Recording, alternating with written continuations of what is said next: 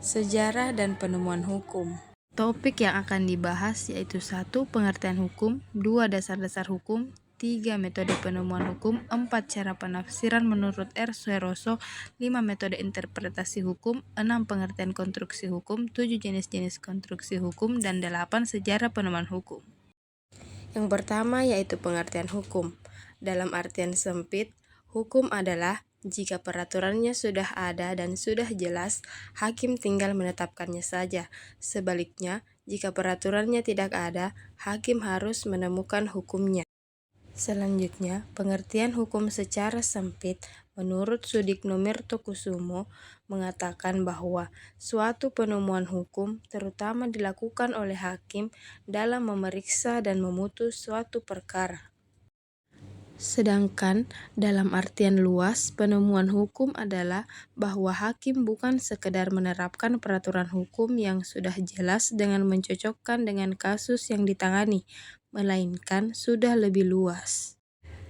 Dasar-dasar hukum di Indonesia, yaitu yang pertama, adanya ketentuan pada pasal 16 ayat 1 Undang-Undang Pokok Kekuasaan Kehakiman Undang-Undang Nomor 48 Tahun 2009. Yang kedua, pasal 28 Undang-Undang Kekuasaan Kehakiman. Dan yang ketiga, untuk mengisi kekosongan hukum.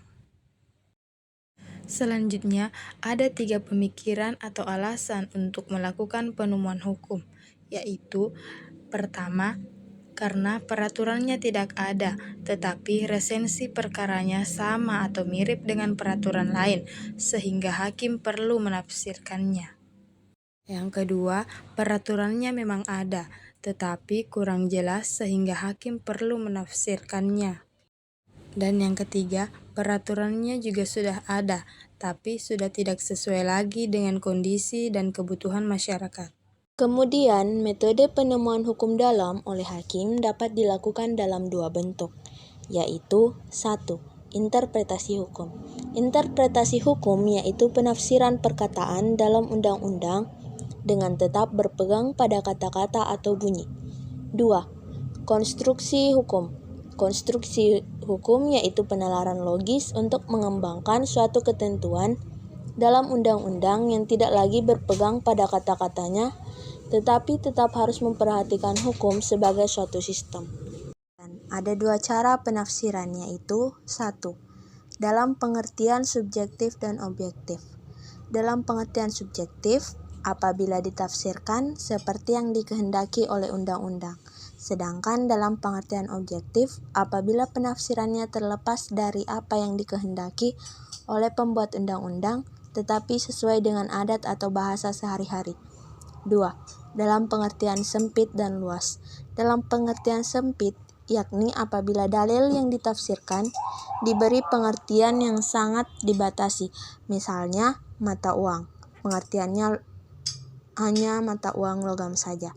Dalam pengertian luas, apabila dalil ditafsirkan diberi pengertian seluas-luasnya. Selanjutnya, R. Suroso menulis bahwa jika dilihat dari sumbernya, penafsiran dapat bersifat 1. Autentik, ialah penafsiran seperti yang diberikan oleh pembuat undang-undang. 2. Doktriner atau ilmiah, ialah penafsiran yang didapat dalam buku-buku dan lain-lain hasil karya para ahli. 3. Penafsiran yang bersumber dari hakim atau peradilan, hanya mengikat pihak yang bersangkutan dan berlaku bagi kasus-kasus tertentu. Interpretasi hukum. Dalam berbagai kepustakaan dikemukakan ada beberapa metode interpretasi hukum. Yang pertama, interpretasi substantif, yaitu hakim menerapkan teks atau kata-kata suatu ketentuan undang-undang terhadap kasus in konkret tanpa menggunakan penalaran yang sama dan hanya sekedar menerapkan silogisme dari ketentuan tersebut. Yang kedua, interpretasi gramatikal, yaitu menafsirkan kata-kata yang ada dalam undang-undang dengan kaidah dan tata bahasa. Yang ketiga, interpretasi ekstensif, yaitu penafsiran yang lebih luas daripada penafsiran gramatikal, karena memperluas makna dari ketentuan khusus menjadi ketentuan umum sesuai dengan kaidah dan tata bahasanya. Yang keempat, interpretasi sistematis, yaitu menafsirkan undang-undang sebagai bagian dari keseluruhan sistem peraturan perundang-undangan. Yang kelima, interpretasi teologis, yaitu menafsirkan makna atau substansi undang-undang untuk diselaraskan dengan kebutuhan atau kepentingan warga Indonesia. Yang keenam, interpretasi historis dibagi menjadi dua, yaitu penafsiran menurut sejarah undang-undang, mencari maksud dari pembuat undang-undang saat diundangnya sebagai ukuran dalam menafsirkan suatu peristiwa hukum, dan penafsiran menurut sejarah hukum, mencari makna yang terkandung dari sejarah perkembangan hukum. Yang ketujuh, interpretasi komparatif, yaitu membandingkan antara berbagai sistem hukum yang ada di dunia sehingga hakim bisa mengambil keputusan yang sesuai dengan perkara yang ditanganinya. Yang kedelapan, interpretasi restriktif, yaitu penafsiran yang sifatnya membatasi suatu ketentuan undang-undang terhadap peristiwa konkret. Yang kesembilan, interpretasi futuristis, yaitu menjelaskan suatu undang-undang yang berlaku sekarang atau ius constitutum dengan berpedoman kepada undang-undang yang diberlakukan ia constituendum. Konstruksi hukum adalah penelaran logis untuk mengembangkan suatu ketentuan dalam undang-undang yang tidak lagi berpegang pada kata-katanya, tetapi tetap harus memperhatikan hukum sebagai suatu sistem. Jenis-jenis konstruksi hukum menurut Marwan Mas tahun 2004 halaman 144-145. 1. Analogi atau argumentum peranalogian, yaitu penemuan hukum yang mencari esensi dari suatu peristiwa khusus ke peraturan yang bersifat umum. 2. Argumentum a contrario, yaitu penelaran terhadap ketentuan undang-undang pada peristiwa hukum tertentu, sehingga a contrario ketentuan tersebut tidak boleh diberlakukan pada hal-hal atau kasus-kasus lain. 3. Rechtfichnings, pengongkretan hukum atau penyempitan atau penghalusan hukum, yaitu mengonkretkan suatu ketentuan dalam undang-undang yang terlalu luas cakupannya. 4.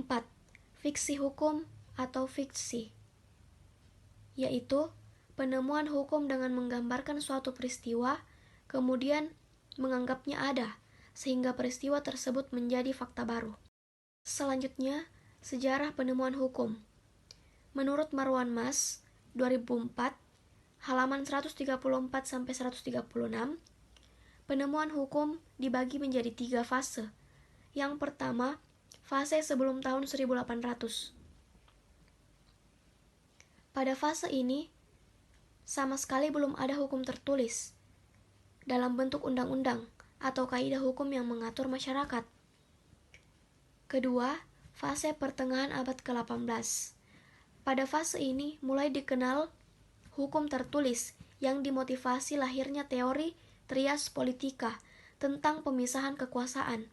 Ketiga, fase abad ke-19. Pada fase ini, kodifikasi hukum belum lengkap karena hukum undang-undang semakin tertinggal dengan perkembangan masyarakat. Audio Jungle.